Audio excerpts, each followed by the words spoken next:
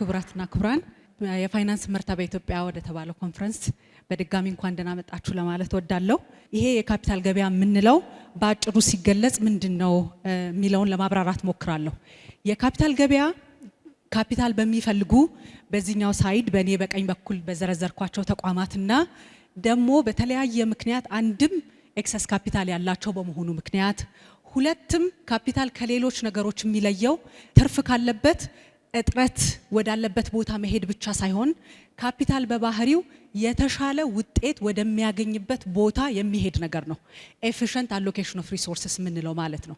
ስለዚህ ይሄንን ለማድረግ በሁለቱ መካከል ካፒታል በሚፈልጉና ካፒታል ባላቸው ሰዎች፣ ግለሰቦች፣ ተቋማት መካከል በሚተማመኑበት ቦታ ይሄንን ካፒታል መለዋወጥ እንዲችሉ የሚያስችል ስርዓት ነው።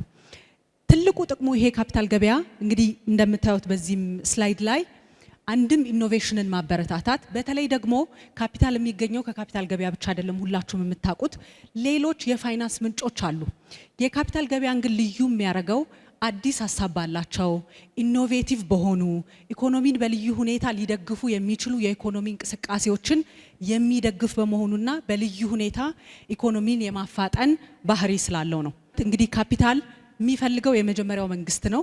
እንግዲህ መንግስት አንድም የህዝብን ፍላጎት ለመሙላት በተለይም መሰረተ ልማቶችን ለማሟላት የመንግስትም ኃላፊነት ስለሆነ ሌሎችንም ኢኮኖሚዎች ለማነቃቃት ቁልፉ መሰረተ ልማትን መገንባት ስለሆነ ለዚህ የሚያስፈልግ ካፒታል ያስፈልገዋል። ሌላ ሁለተኛው እንግዲህ የግል ኩባንያዎች በተለይ አሁን ባለንበት የሪፎርም ወቅት የግል ተቋማት ልዩ ሚናቸውን በኢኮኖሚ ውስጥ እንዲጫወቱ ለማገዝ በቂ የፋይናንስ አቅርቦት የሚያስፈልጋቸው በመሆኑ እንዲሁም የመንግስት የልማት ድርጅቶችም በህግ በመንግስትና በህዝብ የተጣለባቸውን አደራ እንዲወጡ ለማስቻል በቂ ካፒታል ያስፈልጋቸዋል።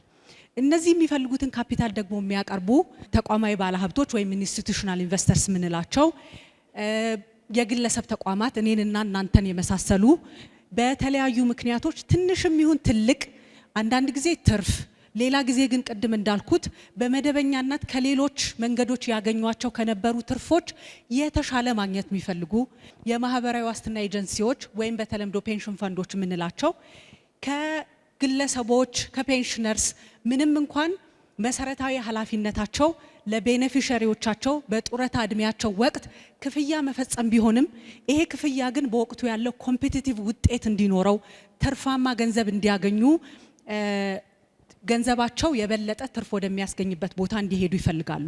ግን እነዚህ ሁለት አካላት መተማመን አለባቸው። በተለይ ደግሞ ገንዘባቸውን የሚያመጡ ኢንቨስተሮች ጥበቃ ሊደረግላቸው ይገባል። ይሄንን ለማድረግ ደግሞ ስርዓት ያለው የካፒታል ገበያ ስርዓት ያስፈልጋል ማለት ነው። በእነዚህ በሁለት ወገኖች መካከል ገንዘባቸውን በሚያመጡና ገንዘብ በሚፈልጉ መካከል ሌላው ልውውጥ የሚካሄደው የስጋትና የትርፍ ልውውጥ ይካሄዳል ማለት ነው። ገንዘብ የሚፈልጉት ተቋማት ትርፍ ያገኛሉ፣ ስራ ይሰራሉ። ሆኖም ግን ከስራው ጋር ኢንሄረንት የሆነ የማይለወጥ ስጋት አለ ሁልጊዜ። የማንኛውም ንግድ ማንኛውም ቢዝነስ ስጋት እንዳለው ማለት ነው። ትርፍም በሚያተርፍበት ጊዜ ይሄንን ስጋት በሁለቱ ሳይድ ያሉት በካፒታል ገበያ ውስጥ የሚካፈሉ ተቋማት እና ግለሰቦች ይካፈሉታል ማለት ነው። ይሄ ደግሞ ቅድም እንዳልኩት ኢኖቬሽንና የኢኮኖሚ እድገትን ይደግፋል። በዚህ ፕሬዘንቴሽንም ላይ እንደምታዩት 3 ቁልፍ ተቋማት በዚህ የካፒታል ገበያ አዋጅ ውስጥ ተዋውቀዋል ማለት ነው። የመጀመሪያው የኢኮሲስተሙ ተቆጣጣሪ ባለስልጣን የሆነው የኢትዮጵያ ካፒታል ገበያ ባለስልጣን ነው። በዚሁ በ2014 ተቋቁሞ የመጀመሪያው ዳይሬክተር ጀነራል ተሾሞለት ወደ ስራ ገብቷል ማለት ነው። ይሄ ግን ገበያ ተቆጣጣሪ መኖሩ ብቻውን ኢኮኖሚውን የሚደግፍ ገበያ አያደርገውም። ኢንቨስተሮች በቀላሉ ገብተው የሚወጡበት የዋጋና የመረጃ ግልጽነት ያለበት የሚሆንበት ቀልጣፋ ስርዓት እንዲኖረው ለማድረግ በቴክኖሎጂ መታገዝ በተለይ በመሰረተ ልማቶች መታገዝ ስለነበረበት ሁለት ቁልፍ ተቋማትና መሰረተ ልማቶች እስከዛሬ እስከምንነጋገሩ ድረስ ተቋቁመዋል ማለት ነው። ይሄ የመጀመሪያው የኢትዮጵያ ሰነደ መዋለ ንዋዮች ገበያ ወይም ኢትዮጵያን ሴኩሪቲስ ኤክስቼንጅ የምንለውና የማዕከላዊ ሰነደ መዋለ ንዋዮች ግምጃ ቤት ወይም ሴንትራል ሴኩሪቲስ ዲፖዚተሪ የምንለው በልዩ ቴክኖሎጂ የታገዙ ተቋማት ተቋቁመው ሙሉ በሙሉ ወደ ስራ ገብተዋል ማለት ነው። ኢትዮጵያ ሰነደ መዋለ ንዋዮች ገበያ በባለቤትነት 25% በኢትዮጵያ ኢንቨስትመንት ሆልዲንግስ በሌላው በግል ኩባንያዎች በሀገር ውስጥና በውጭ ሀገር ኩባንያዎች ባለቤትነት ተቋቁሞ ሙሉ በሙሉ ኦቶሜትድ የሆነ ትሬዲንግ ሲስተም ያለው በቴክኖሎጂ የታገዘ የትሬዲንግ ሲስተም ሆኗል ማለት ነው። እንዲሁም የዚህ የማዕከላዊ ሰነደ ሙዓለ ንዋዮች ግምጃ ቤት ከክሊሪንግ ከዲፖዚተሪ ከሴትልመንት ደግሞ የተማከለ መረጃ የሚያቀርብ ለሀገርም እንዲሁም መረጃ ለሚፈልጉ ተቋማት በአንድ ቋት ውስጥ መረጃ የሚያቀርብ ተቋም ሆኖ ተመስርቷል ማለት ነው። ይህንንም አገልግሎት እየሰጠ ይገኛል። ስለዚህ እነዚህ ተቋማትና ይሄ ስርዓት ግን እንዲሰራ ግልጽ የሆነ በተለይ በዚህ ገበያ ውስጥ የሚሳተፉ የገበያው ተዋንያን ራሱ ሬጉሌተሩ ቅድም የጠቀስናቸው መሰረተ ልማቶች ኢንቨስተሮች ቅድም የዘረዘርናቸው ሁሉ በጋራ እንዲሰሩ ግን ግልጽና ተገማች የሆነ ስርዓት ያስፈልጋል። ይሄም በእነዚህ አሁን በዘረዘርኳቸው የህግ ማዕቀፎች ተዘርዝረዋል ማለት ነው።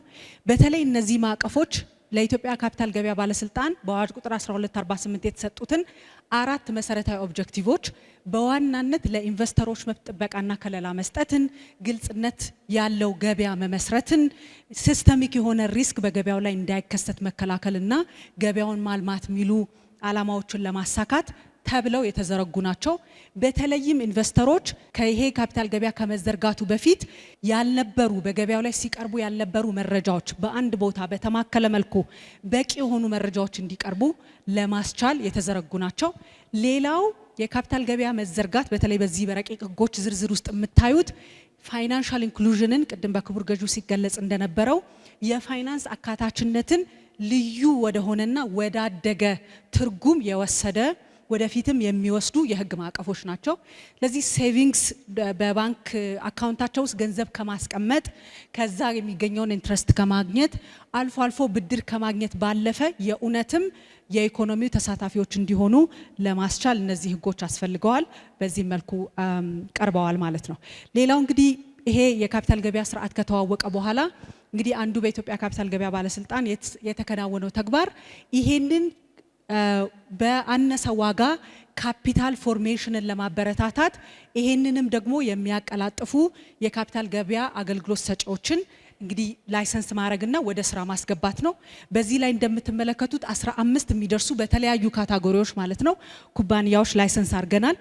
ይሄ ሊስት ልዩ ነው ብለን የምናስብበት አንዱ ምክንያት እንግዲህ ወደዚህ ገበያ እንዲመጡ የሚጠበቁት ኦሬዲ በፋይናንሻል ሴክተር ውስጥ የነበሩ ተቋማት ቢሆኑም እንኳን ግን ከፋይናንሻል ሴክተር ውስጥ ውጪ ያሉ በተለያየ ዘርፍ የተሰማሩ በተለይ ከ8 ኢንቨስትመንት አማካሪዎች መካከል ከሁሉም በሚባል ደረጃ ከባንክ ሴክተር ውጪ ያሉ ይሄ ገበያ በእርግጥም በኢትዮጵያ ውስጥ የሚኖረውን ሚና የተገነዘቡ ኩባንያዎች ያሉበት ነው። ሌሎቹም በተመሳሳይ ማለት ነው። የነዚህ ኩባንያዎች ጠቅላላ ካፒታል የተከፈለ ካፒታላቸው ማለት ነው ሰብስክራይብ የተደረገ ካፒታላቸው ከ3.5 ቢሊዮን በላይ ቢሆንም የተከፈለ ጠቅላላ ካፒታላቸው ግን ከ1.5 ቢሊዮን በላይ ነው ማለት ነው።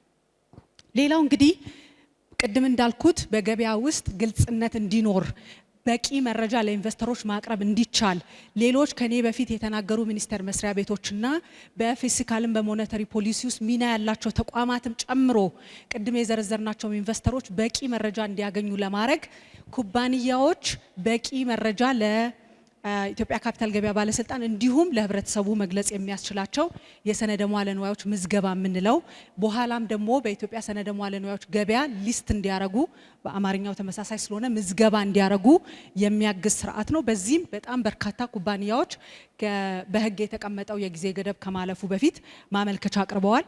በዚህኛው ሳይድ የምታዩት ክቡ እንግዲህ ምንም እንኳን ባንኮችና ማይክሮ ፋይናንሶች የበለጠውን ሚና ቢጫወቱም በዚህ ቁጥሮች ቅድም ሲገለጽ እንደነበረው ይሄ ኢኮኖሚ ዳይቨርስ የሆነ ፓርቲሲፔሽንን የሚፈልግ ስለሆነ በማኒፋክቸሪንግ ዘርፉ በሪል ስቴት እና በሌሎች በሰርቪስና መሰል ዘርፍ ውስጥ ያሉ ተቋማትም ለማስመዝገብ መጥተዋል ማለት ነው።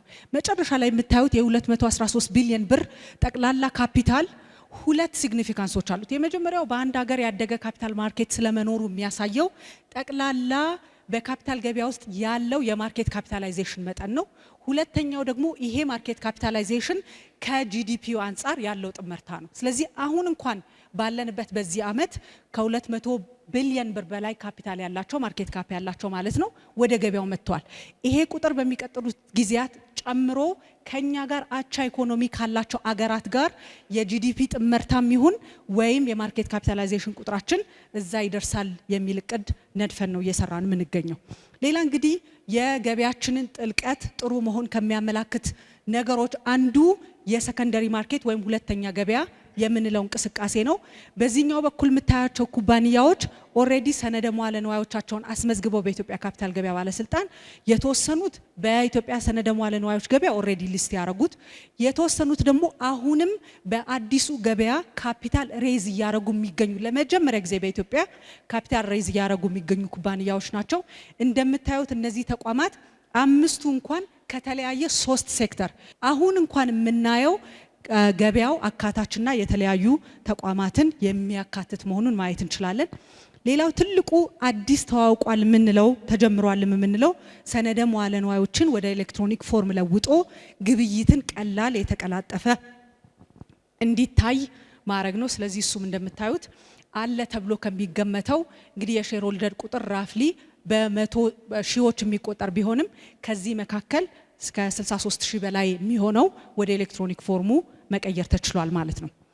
በባንኮች መካከል የተከናወነ የገንዘብ ግብይትን በተመለከተ ከካፒታል ገበያ አንጻር በኢትዮጵያ እንደምታውቁት ምንም እንኳን ሼሮች እየተሸጡ የነበረ ቢሆንም የኮርፖሬት ቦንድን በተመለከተ ግን የዕዳ ሰነድ ሽያጭ በኢትዮጵያ ውስጥ የማይታወቅ የነበረ ነው። ለዚህ ደግሞ በጣም መነሻና አስፈላጊ የሚሆነው ይልድ ከርቭ የምንለው ወይም በምን አይነት ዋጋና ኢንትረስት ሊሸጥ ይችላል የሚለውን ማወቅ ነው። በገበያ ላይ የተመሰረተ የገንዘብ ልውውጥ መሆኑ ለዚህ ኢንዲኬቲቭ ወይም መነሻ ሊሆን የሚችል ቁጥር እንድናገኝ አግዞናል ማለት ነው። ይሄም እየተጠናከረ ሲሄድ በገበያ ላይ የተመሰረተ ፐርሰንቴጅ በኢትዮጵያ ውስጥ የዕዳ ሰነዶችን ለማስተዋወቅ በእጅጉ ያግዛል ማለት ነው። ለማጠናቀቅ የቀጣይ የትኩረት አቅጣጫዎቻችን ምን ይመስላሉ የሚለው ነው። የመጀመሪያው እንግዲህ ሁሉንም የማህበረሰብ ክፍል የሚያሳትፍ የሀገርን የዴቨሎፕመንታል ፕራዮሪቲስ የሚደግፉ አዳዲስ የፋይናንስ ሰነዶችን ማስተዋወቅ ነው። እንግዲህ ቅድምም ለመጥቀስ እንደሞከርኩት የጋራ ኢንቨስትመንት ፈንዶች በየሁሉም ጫፍ ያለው የኢትዮጵያ ሕዝብ ያለውን ትንንሽም ትልልቅም ሊኩዊዲቲ በመሰብሰብ ወደዚህ ኢኮኖሚን ወደሚደግፉ ኩባንያዎችና ኢኒሼቲቮች እንዲሄድ የሚያግዝ ስርዓት ነው። እሱን አጠናክረን እንቀጥላለን። ሌሎቹ እንደምታዩዋቸው ቴማቲክ ቦንዶች የምንላቸው አረንጓዴ ቦንድ በተለይም ከግሪን ሌጋሲና በአረንጓዴ ከክላይሜት ቼንጅ ጋር ተያይዞ ለምንሰራቸው ስራዎች ቁልፍ የሆነ እሱን የሚደግፍ የቦንድ አይነት ነው። እሱን አጠናክረን እንቀጥላለን ማለት ነው። ሌላው እንግዲህ አካታች የሆነ የካፒታል ገበያ መፍጠር ነው። ለመደበኛ ባለሀብቶች፣ ለተቋማዊ ባለሀብቶች፣ ለጥቃቅንና አነስተኛ ኩባንያዎች፣ ለስታርታፖች፣ ለውጭ ሀገር ኢንቨስተሮች፣ ለሀገር ውስጥ ኢንቨስተሮች በቂ የሆነ ምቹ የሆነ ግልጽ የሆነ የህግ አሰራር የቴክኖሎጂ ስርዓት መፍጠርና እሱን አጠናክሮ መቀጠል ነው። ከዚህ ውጪ የሸሪያ ህግን የተከተሉ የሰነደ መዋለ ንዋዮችን የማስተዋወቅም ስራ ተጠናክሮ ይቀጥላል ማለት ነው። ሌላው ኢኖቬሽንና ስራ ፈጠራን መደገፍ ነው። ቅድምም በክቡር ገዢው ሲጠቀስ እንደነበረው የቁጥጥር ቤተ ሙከራን በማስተዋወቅ ላለፉት 1 ዓመታት ስንሰራው ነበረ። ፕሮዳክቶችንም ቴስት አድርገናል። ወደፊትም ይሄንን አጠናክረን እንቀጥላለን። ሌላው በተለይ ቅድም ለጠቀስኳቸው የውጭ ሀገር ኢንቨስተሮች በኢትዮጵያ ውስጥ እንዲካፈሉ ያንን ትረስትና ኮንፊደንስ የሚፈጥር ከሌሎች ከዓለም አቀፍ ተቋማት ከሀገር ውስጥ ተቋማትም ጋር በትብብር መስራት የዓለም አቀፍ ተቋማት አባል መሆንና የዛ ዓለም አቀፍ ስታንዳርድን የጠበቀ ስርዓት መገንባት ነው። ልማትን ለማፋጠን የሚያስችሉ ወሳኝ የመሰረተ ልማት ፍላጎቶችንና ማህበራዊ ፕሮግራሞችን ፋይናንስ ማድረግ ቅድም ሲነገር እንደሰማችሁት ከቤት ጋር የተገናኙ ከመሰረተ ልማት ጋር የተገናኙ ከመንገድ ስራ ጋር የተገናኙ የመንግስትና የግለሰብ የፋይናንስ ፍላጎቶችን ለማሟላት የሚያስችል የካፒታል ገበያ መገንባት ነው። የመንግስትን የፊስካል ፖሊሲ መደገፍ ሌላኛው ግብ ነው የካፒታል ገበያ። እንዲሁም በውጭ ፋይናንስ ላይ ብቻ ያለውን ጥገኝነት በመቀነስ የተረጋጋ የሀገር ውስጥ ኢኮኖሚ እንዲሆን ማገዝ ነው። እንግዲህ የካፒታል ገበያ የመጨረሻው ግብ እንግዲህ የኢትዮጵያ ካፒታል ገበያ ባለስልጣን ሞቶ የፋይናንስ አካታችነት ለጋራ ብልጽግና ነው። ስለዚህ ሁላችንም የምንካፈልበት የካፒታል ገበያ እንዲሆን ከግለሰብ ነጋዴዎች ይሁኑ ኩባንያዎች ይሁኑ ቅድም እንደጠቀስኩት አነስተኛና ጥቃቅን ኩባንያዎችንም ሁሉንም አይነት ሰዎች የሚጠቅም የሚያሳትፍም የካፒታል ገበያ መገንባትና በተለይም ደግሞ በህዝብ የተያዙ ኩባንያዎች የድርጅት አስተዳደር ስርዓታቸውን በማዘመን ዓለም አቀፍ ተወዳዳሪነታቸውን ደግሞ ማሻሻል ነው ግባችን ማለት ነው። አመሰግናለሁ።